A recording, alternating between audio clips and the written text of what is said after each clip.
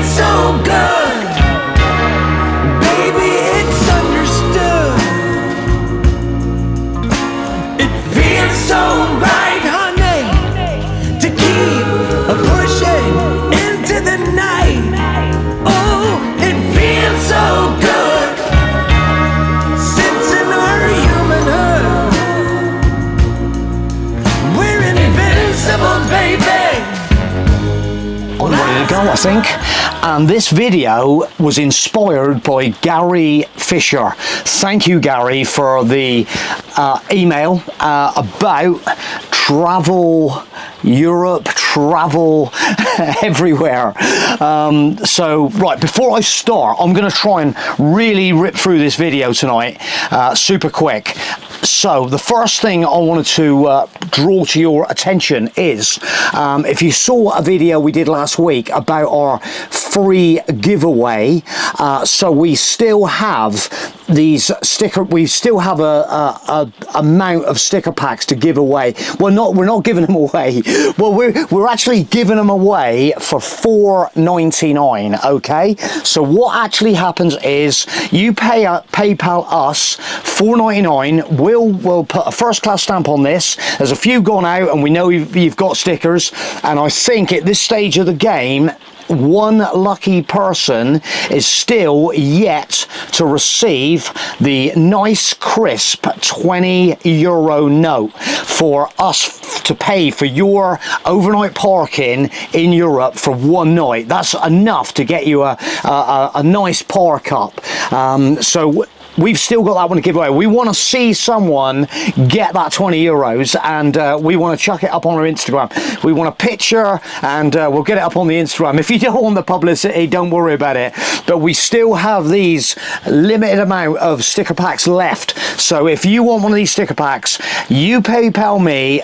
The link is going to be in the description. It's going to be my email address, which is jof.s@btinternet.com, and we will get one off to you first class, and you might be lucky. So grab one of these guys. I want to try and we had 25 and I've got about 19 I think left, so we need to poke out a few more of these and then we can start the next one. Okay, so it's all a bit of fun really. Okay, and we've got some new right. Okay, anyway, that's that. Okay, thank you, Gary, for inspiring this video. And what do you take on your European road trip? Well, what we're going to do first is, obviously, you know the score. You need 2 of these things if there's 2 people going. If you're going on your own, you need 1 of them things. But if there's 2 people going, 4 people going, you need loads of these for each person. That is your valid, up-to-date passport. So that is the first thing. I'm just going to show you what I actually do. So we have a nice little travel document. I've had this, like, even the zip is broken on this. So, but this has been with me for a long time. It's been a lot of places and it's really smooth. It's been in motorcycle bags on the road trips that we've done in the past, and it's always like sort of come with us. Yeah, so normally we carry our passports in here. So for when you are getting to the port, when you need your documentation, or what do you need these days? Mainly it's an email confirmation of your ferry crossing, your Eurotunnel booking. In here as well, we have got our V5 logbook. We have my actual travel insurance now is on an email, so I carry that on an email document, which is always handy to have on your phone. But yeah, so the actual your V5, I've still got my old driver's license in here. Actually, there's a few things that have just mounted up. And what have we got here? I think these are, so we used to carry our EHIC European health insurance cards. Oh, we're not going to get involved with that. That was the little we want to forget all about them sort of like things. I need to throw them away. But it's just your little document wallet to keep all your little pieces of information that you need to keep with you. Hey, we do have on this in this motorhome we do have a safe, okay, a lockable safe. It's that safe a lot of the time I can't even open it, especially in the when you really need it as well. But it's always handy to put your passports in somewhere as secure as you possibly can. You know what it's like. You don't want to be carrying them around in a rucksack with you. You got to be very careful. You know what it's like with the pickpocket thing. So you don't want to end up. So just be very, very careful with your passports. That's the most important thing. Plus your money, your travel money. So if you're taking some cash with you, it's always good to tuck that away as well with your passports. It's always handy to have some currency of the place you're traveling. It's getting a little bit easier now, where we used to keep our different currencies in different countries for different countries and stuff, and obviously a lot of these are going purely over to the euro now, so that makes life a lot easier for carrying different currencies. But it's always good to have a few euros with you. And the other thing, so obviously notes of euro and obviously change of euro. So it's always really, really handy. I'm always going on about it. The contactless thing is starting to evolve quite a lot now, but it's always handy to have odd euros for machines, washing machines, to water dispensers, electricity, all that kind of thing. So when you're getting change at maybe payage terminals, stuff like that, when you bought a baguette and you've paid with €5 note or something like that, it's always handy to keep, if you get change back, throw it in one of these. And you can always, occasionally we did have a real big thin out the other day. Mine was getting a little bit over the top, and what we were doing when we would get to some of the bins on the payage, we would just like throw a handful in, and it sorts it all out. Even if you've overcooked it, it will spit back. And you know me, I'm that tight that I go out like on the tarmac picking them all up and putting them back in here, because it always comes in handy. So that is the money situation. Okay, so the other thing I just wanted to say is I've just had a little root around under my driver's seat. Okay, so what do I carry? I keep 2 of these folded up, the high vises. Hopefully they don't come out that often, but you know the score. That time when you have a puncture, have a breakdown, you come into a tricky situation, you need a high vis. And I've got 2, like I say, I've got 2 of these under there, folded up, tucked away, so easy to get to, you know where they are. These are the little things that are not in my garage, they're under my driver's seat. If you need them quickly, they're going to be easily accessible. Well, I do actually carry in my garage a high-vis jacket that again, this is no good if it's tipping it down with rain and you've got to lie down on the ground to get your spare wheel out from underneath your motorhome. You've got to jack up your motorhome to change the wheel. This is going to be beautiful in the summer, but no good in the winter when it's teaming it down with rain. So that's that. The other safety equipment I'm going to go right on to is the triangles. I've got this one here is an old one. I keep these, both are under my driver's seat. This is how much swag I've got under my driver's seat. I've got another one there, and so I carry 2 triangles. You cannot have 2 is, yeah, 1 is good, 2 is very good. The more the merrier. If you get that situation when you have a problem again, the more of these you got, the more visibility, people can see you.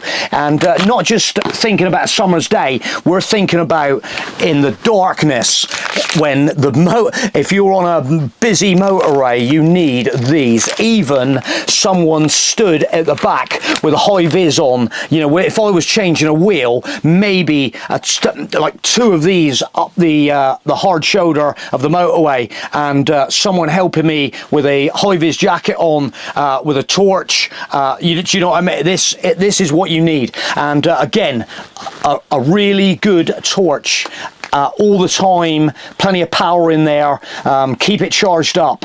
Every time we sort of like use this, I'll recharge it, and it's essential. Even if you've got a little issue with your motorhome and you want to get in underneath it and see what the problem is in the darkness, and you need, I carry this torch, I carry a head torch as well. You know, you've seen me with my head torch on before. It's another very, very handy, so it allows you to do a job with that light on. So that's the other thing.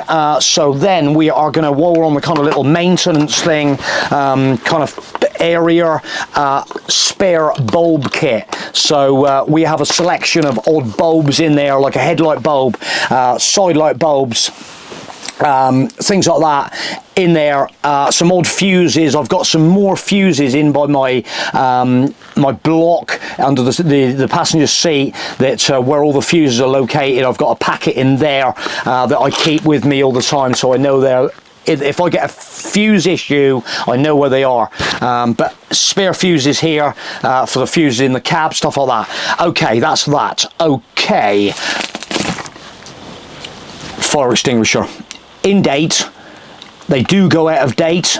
I need to check. It wasn't that long ago we did this, I think. So I think we're all right for maybe 2-3 years. What's the anybody know about that? 2 years? I don't know, 3 years. But make sure you've got an up-to-date fire extinguisher. You do not want to be in that situation where you need this little baby and it won't work. And not just only for you, for others. We've been on Route 66 in America. We saw an RV coming down the road. There was people beeping their horns. There was flames leaping out the front of it. It pulled in near us and we're like, oh my goodness me, this is real life in Williams, Arizona. And the guy, we literally, the guy stopped and he realized he had a problem. The flames were licking out through this RV grill. Luckily enough, we had evacuated his family out of it. There was his kids running around in swimming costumes out on the sidewalk. The next thing, I grabbed his fire extinguisher, okay, it was right by the door. It was a big one than this, and literally we're just like in the front of the RV, spraying in through the engine, and he'd done a bit of a temporary repair on a fuel pipe, and it had sprung off. But we literally just about saved the day on his RV. Anyway, we're going to move on from that. So while we're on the subject of fires, we also carry this is all under my driver's seat, except for the torch. The torch will be by the door, and obviously the money is in Caroline's purse. Fire blanket. Again, if you are if someone's got a problem with their barbecue outside on the camping, albeit a problem on your gas stove inside your motorhome, fire blanket. Dunk it on the head. So hopefully you're never gonna use it, but the label on this is fading. We've had it so long, but we know we've got it there, and easily rip it out. Packaging is good. It's almost, but it's there, ready, just in case. Okay, that's that. Next thing that I definitely need is a first aid kit. You know what I'm like? Oh my God, staying alive. So first aid kit, plasters, dressings, and you never know when you might need it. So another very, very important thing there. Okay, I was just actually checking my mic. I don't want my mic to go off. So I was just about to have a little breather, but I think I can still keep going. I can just see my my little gauge there. So one thing we were talking about actually over the weekend, we were saying, Caroline said to me, you don't take your spare keys, do you, with you? And I'm like, well, no, I've never actually needed to take my spare key. Like, do I need to take my spare keys? Anybody else take any spare keys? Just in case? I'm very, very particular with my keys. I'm sort of one of them people that love to have my keys in my pocket where I can feel they're there all the time. So it'll just be interesting to see if anybody drop us a comment on that one, taking spare keys. Up until now, we've not ever had a problem. Like I say, it's one of those things, quite meticulous. We have obviously changed, we've done these videos where we've changed the battery in here, we've changed the battery in the key fob for the alarm system, for the growler, and the little battery for the MetaTrack tracker as well. So anyway, that's the key situation. Oh yeah, just but quickly while we're thinking about it, and so you know, and yeah, my $4.99, guys. So if you've changed your fuel filter through one of my videos, if you change your oil filter, if you've actually changed your fob and used one of my videos, you know, just this is like almost like a little thank you to me. Please. There's only 20 to go. So yeah, okay. Right, I think that is that little tiny bit there. Okay, so the next thing, well, I'm gonna quickly rip through this, Gary. So basically, issues in Europe regards your van. It's exactly the same as England, mate. All you've got to be is super legal. Make sure your lights are working. Make sure your windscreen washer is full up. You don't. And who's going to let their wash fluid run out? Do you know what I mean? I gets frustrated. You know, if you cannot set your windscreen properly, that frustrates the hell out of me. You know what I mean? I'm lurping through it, especially in the winter. So on the screen, going up through Austria, and you need. And don't forget, there are different levels of the freezing point of even screen wash. So make sure if you're going in the winter time, and don't forget, Gary, your snow chains. So guys, if you do manage to get caught, don't get caught out without snow chains. You need winter tires, guys. And if you're going anywhere and you've got a oh, I've just had a real big mad one. So yeah, so keep an eye on the weather situation. Do you know what I mean? If it's going to get super cold, make sure you've got enough heating. My God, if you have not got heating in your van, if you haven't got no heating in your van and it turns cold, what is it like, guys? You know how cold it gets in vehicles. You will absolutely freeze. The other thing I was going to actually say was, what we're on about the medical probably side of things, is the fact that we always take loads of ibuprofen, paracetamol, stuff like that. You never know when you know, you don't want to be looking around in a supermarket for them kind of things. We make sure in our cabinet, in our bathroom, we have paracetamols, ibuprofen, that kind of thing. And also the really big thing is, you never know when you're going to be faced with the dreaded mosquito. Do you know what I mean? We get it's people just don't. You see pictures of wonderful places, and then you get there and there's more bloody flies that you can shake a stick at. There's more mosquitoes that are like bloody military helicopters hovering around going, and they just want to kill you.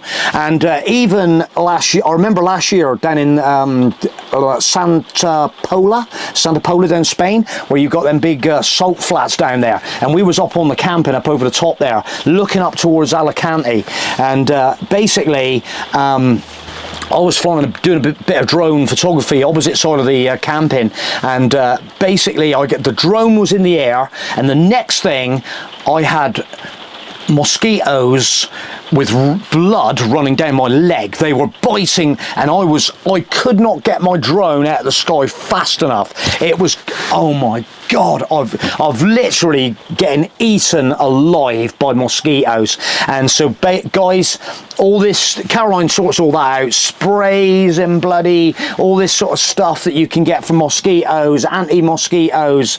If you've had the dreaded mosquitoes anywhere where there's this like still water around, oh my God, get down some of them lakes in France, mate. They will you'll get eaten alive. Honestly, it's horrendous. And yeah, drop us a comment if you've had the dreaded mosquito. Get Scotland. So anyway, yeah, Gary, back to the legality, you know the score. You've got to be super careful, super vigilant, and I think if you try and cover all the aspects and be super sensible, you will not have any issues whatsoever.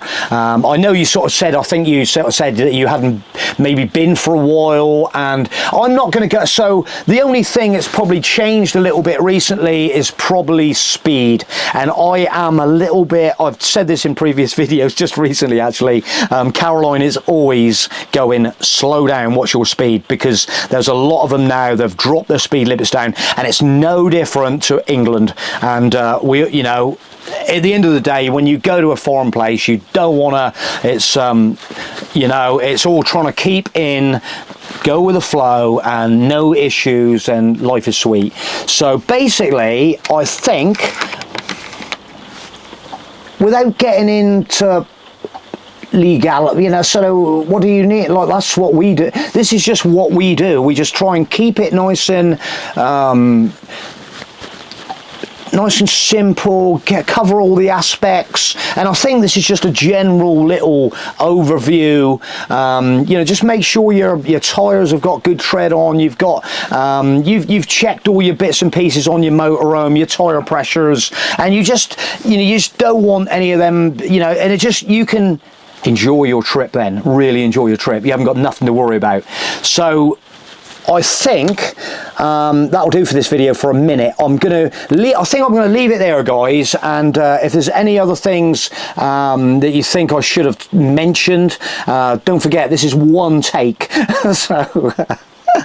So I think we've sort of covered a vast majority in a little short period of time. So I want to thank you for watching the video, guys, and appreciate you watching it. And oh, if you're feeling, don't forget, PayPal me $4.99. This probably information's got to be worth that. And don't forget, I don't, literally $1.20 for postage, envelope, loads of swag in there, a nice crisp €20 note if someone gets really lucky. I'll leave it there. Thanks for watching, guys. Bye for now.